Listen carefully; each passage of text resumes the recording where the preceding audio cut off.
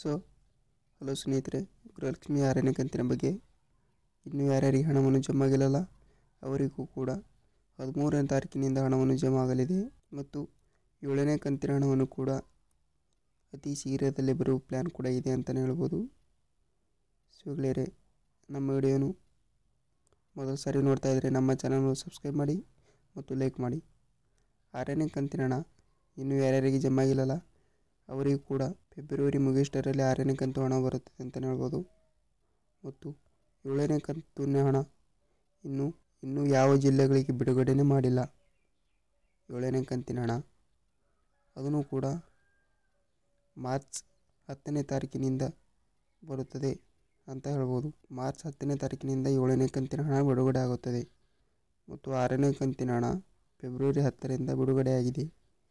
ಆದರೆ ಇದು ಫೆಬ್ರವರಿ 25ನೇ ತಾರೀಕಿನ ಒಳಗಡೆ ಕರ್ನಾಟಕದ 31 ಜಿಲ್ಲೆಗಳಿಗೆ ಬಿಡುಗಡೆ ಆಗುತ್ತದೆ. ಮತ್ತು 3-4ನೇ ಕಂತಿನ ಹಣವನ್ನು ಕೂಡ ಪೆಂಡಿಂಗ್ ಇದ್ದ ಹಣವನ್ನು ಕೂಡ ಟೋಟಲ್ ಆಗಿ 3, 4, 5, 6, 8,000 ರೂಪಾಯಿಗಳನ್ನು ಬರುತ್ತದೆ ಅಂತಲೇ ಹೇಳ್ಬೋದು.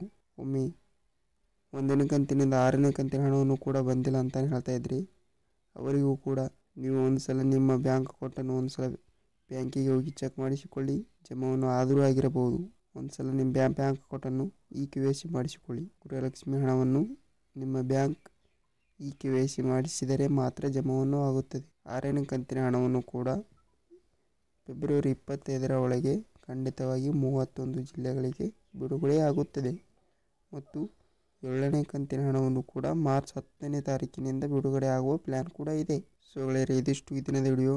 ನಮ್ಮ ವಿಡಿಯೋ ನಿಮಗೆ ಇಷ್ಟವಾದರೆ ನಮ್ಮ ಚಾನಲನ್ನು ಸಬ್ಸ್ಕ್ರೈಬ್ ಮಾಡಿ ಮತ್ತು ಇದೇ ಥರ ಸಪೋರ್ಟ್ ಮಾಡಿ.